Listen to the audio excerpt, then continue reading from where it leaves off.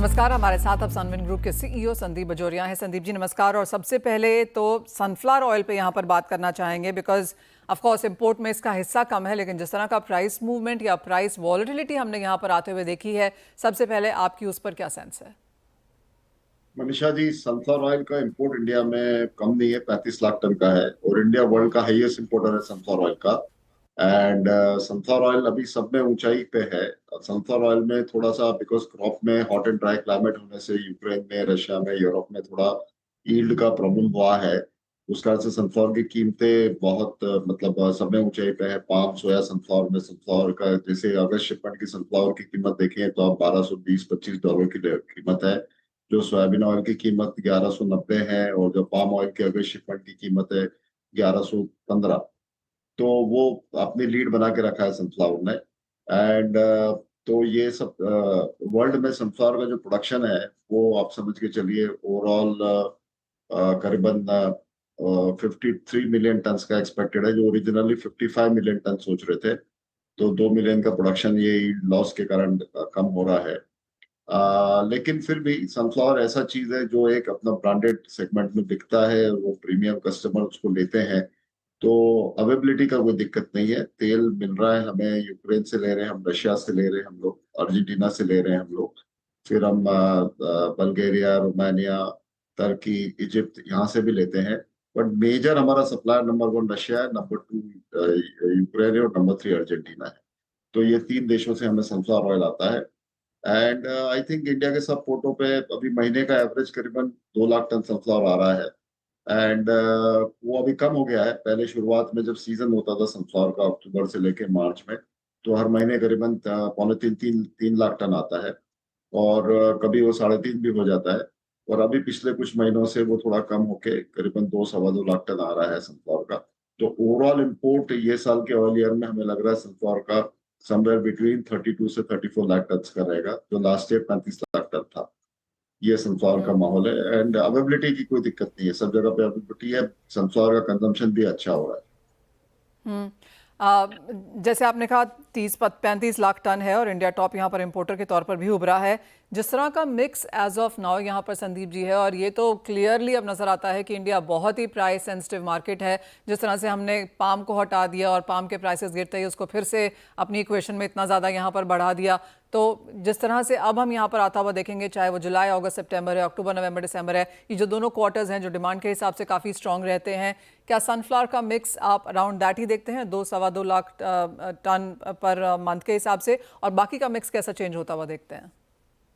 देखिए अभी मनीषा जी, मेरा जो ख्याल है कि हमें जुलाई महीना, अगस्त, सितंबर, अक्टूबर, ये जो 4 महीने हैं, तो हर महीने में हमारे यहाँ पाम ऑयल का इंपोर्ट करीबन 8 लाख टन होगा। और जुलाई अगस्त में हमारा सोयाबीन ऑयल का इंपोर्ट 4.5 और 4 लाख टन होगा। सितंबर में सोयाबीन का इंपोर्ट हमारा कम हो जाएगा, 3.25 लाख होगा और अक्टूबर में वो 2.5 लाख हो जाएगा। और सनफ्लावर का इंपोर्ट जो है वो मुझे लग रहा है जुलाई में हमारा करीबन 2 लाख आएगा, अगस्त में 1,80,000 आएगा, सितंबर में हमारा करीबन 1,65,70,000 आएगा और अक्टूबर में फिर वो वापस 1,90 हो जाएगा और नवंबर दिसंबर में 3-3.5 लाख टन का सनफ्लावर का इंपोर्ट हो जाएगा।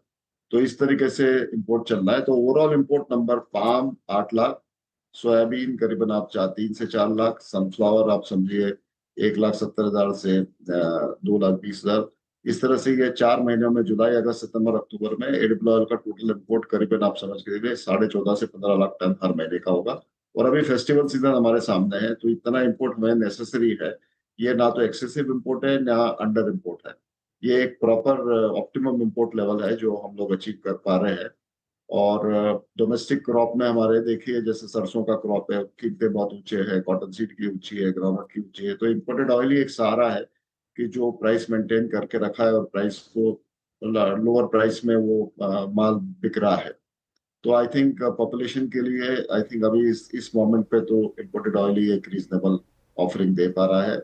और इम्पोर्ट्स इस तरीके से जो आएंगे 14.5-15 लाख टन के, वो हमारा पूरा फेस्टिवल सीजन में सफिशिएंट अवेलेबिलिटी देश के हर कोने में, हर ऑयल की जैसा कंज्यूमर का टेस्ट है, जहां से वो आ रहे हैं उस तरह का तेल अवेलेबल रहेगा। वो सब में बड़ी बात है और हमें खुशी है कि हमारा ट्रेड इंडस्ट्री इसमें पूरी तरह से हाथ बटा पा रहा है।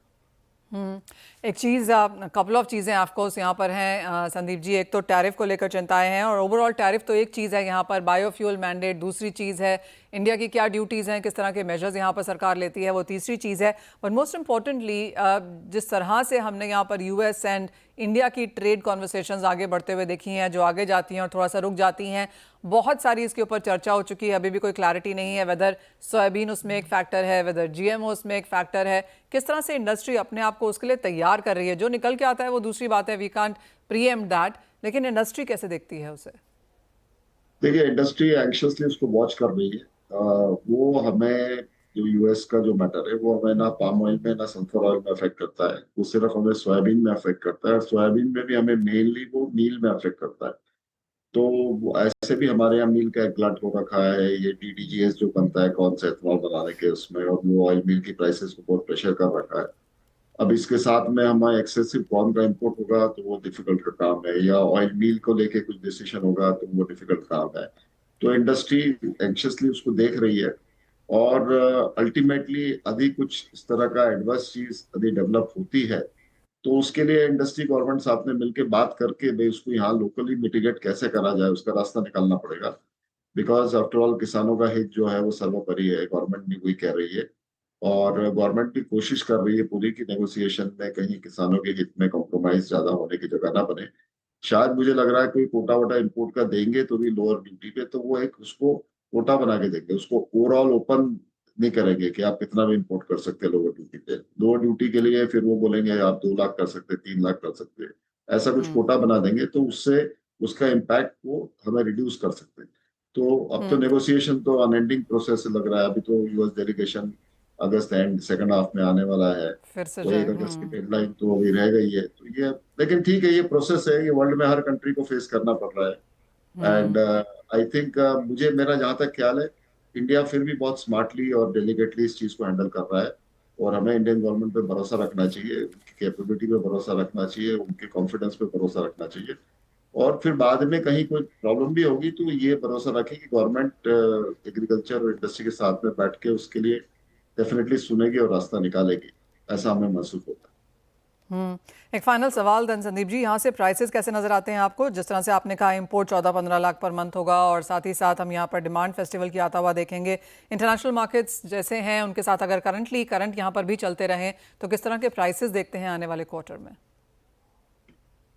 कीमतें तो मनीषा जी, जिस तरह का प्राइस बैंड में आज हम खड़े हैं, मैंने आपको जो कीमतें बताई है, तो वो हमें उसमें ज्यादा दोनों साइड पे मूवमेंट के लिए मेरे ख्याल से जगह नहीं है। जैसे क्रूड पाम ऑयल का मैंने आपको $1110 अगर शिपमेंट का बताया बताया है, और आगे सितंबर शिपमेंट और नवंबर का $1120 का भाव है।